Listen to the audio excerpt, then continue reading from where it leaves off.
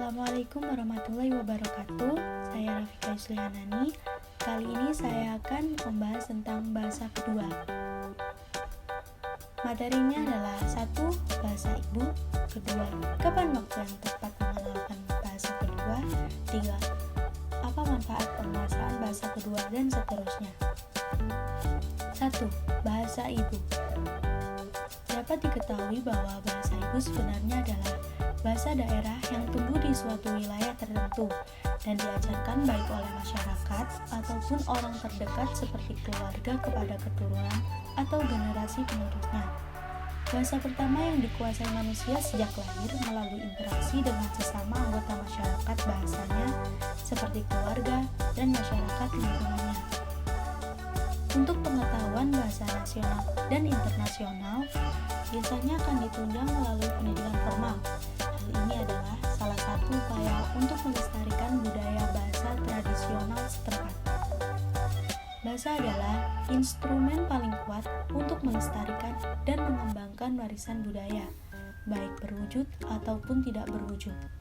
Hari Bahasa Ibu Internasional diperingati setiap tahunnya untuk mempromosikan sebagian dari peninggalan sejarah peradaban manusia sehingga keberadaannya tidak punah. Bahasa adalah dasar dari segala jenis komunikasi, dan komunikasilah yang memungkinkan terjadinya perubahan dan pengembangan dalam kehidupan masyarakat. Bahasa memainkan peran penting dalam pembangunan. Bahasa dapat memperkuat kerjasama antara dua pihak, serta dapat mencapai pendidikan yang berkualitas untuk semua lapisan masyarakat.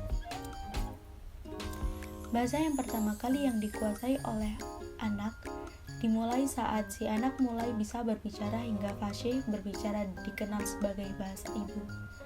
Badan Pengembangan dan Pembinaan Bahasa meyakini bahasa ibu penting dilestarikan agar terhindar dari kepunahan.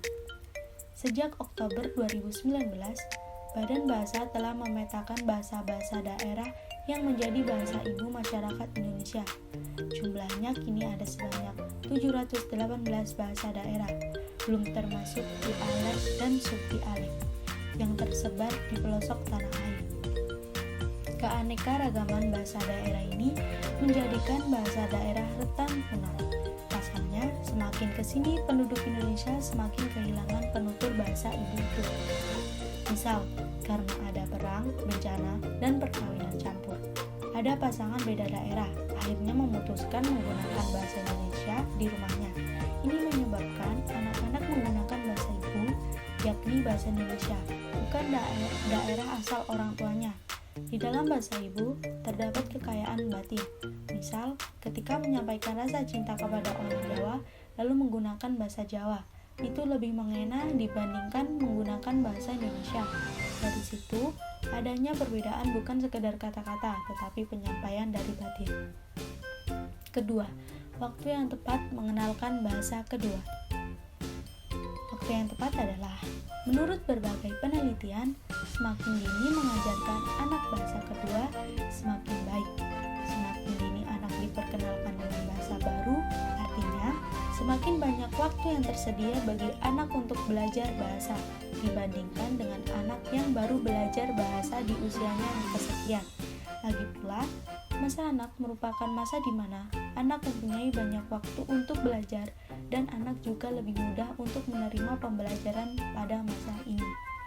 Masa di mana anak belum sekolah, terutama di usianya yang ke-3 tahun, merupakan masa di mana dasar-dasar untuk berpikir, bahasa, berperilaku, bersikap, bakat, dan karakteristik lainnya sedang berkembang dengan pesat. Pada usia 3 tahun, anak sudah mulai fasih menggunakan bahasa ibu, dan pada usia ini anak juga sudah mulai siap untuk belajar bahasa baru, sehingga anak tidak kesulitan untuk membedakan mana bahasa ibunya dan mana bahasa keduanya. Sebesar 50% kemampuan belajar anak berkembang saat usia 1 tahun dan 30% lainnya berkembang pada usia 8 tahun. Artinya usia anak sampai 8 tahun merupakan periode kritis anak untuk banyak belajar dan berkembang. Selain itu, para ahli juga telah meneliti bagaimana fisiologi otak terhadap kemampuannya dalam belajar bahasa. Ternyata otak anak sampai usia 8 tahun mempunyai sifat plastisitas atau fleksibel yang memungkinkan anak untuk belajar bahasa lebih mudah. Pada masa kritis inilah otak mampu menyerap berbagai informasi dan pengetahuan dengan mudah. Semakin dini anak diperkenalkan dengan bahasa baru, semakin mudah juga anak untuk dapat menerimanya. Semakin dini anak belajar bahasa, semakin baik pula ia dapat meniru suara baru dan pengucapannya. Pada masa anak, otak masih terbuka lebar untuk dapat menerima suara dan bahasa baru. 3. Manfaat mempelajari bahasa kedua adalah dengan adanya media pembelajaran dalam pemerolehan bahasa kedua anak usia dini, proses pemerolehan menjadi lebih bermakna pada orang tua dan lingkungan sekitarnya. Anak mampu menyampaikan objek pikiran kepada anak sehingga anak memahami maksud dari lingkungan sekitar. Media pembelajaran tersebut juga memiliki fungsi sebagai menyampaikan pesan dan informasi yang lebih menarik, sehingga proses pemerolehan bahasa anak lebih meningkat. Fungsi media tersebut dijabarkan sebagai media pembelajaran yang komunikatif, motivatif, bermaknaan, dan menyampaikan persepsi antara anak dengan keluarga dan lingkungan sekitar. Memberikan pedoman kepada guru, di mana ini guru tersebut adalah keluarga serta lingkungan sekitar anak untuk mencapai tujuan pembelajaran, yaitu pemerolehan bahasa kedua anak usia dini, sehingga hasil yang akan dicapai mendidik. Memberikan motivasi dan minat belajar dari rasa ingin tahu anak sehingga anak mampu meningkatkan daya pikir serta imajinasi anak dalam suatu objek, sehingga proses pemerolehan bahasa kedua menjadi menyenangkan, menarik, dan efisiensi pembelajaran anak meningkat karena anak secara tidak sadar termotivasi untuk memahami objek secara nyata. Kreativitas anak pun meningkat serta dapat mengembangkan potensi yang dimiliki anak. Sekian dari saya. Semoga bermanfaat. Wassalamualaikum warahmatullahi wabarakatuh.